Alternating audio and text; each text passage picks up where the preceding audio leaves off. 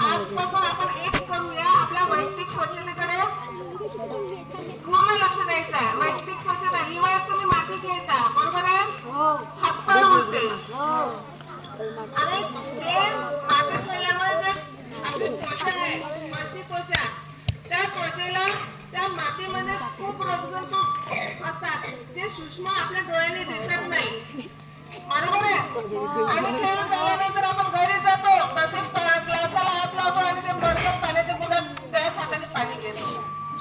म्हणजे आपल्या सोबत येणारे रोगजंतू आपण सगळ्यांनाच वाटतो. जे मातीत खेळायला जात नाही त्यांच्या सोबत त्यांना पण आपण ते देतो. कशामुळे?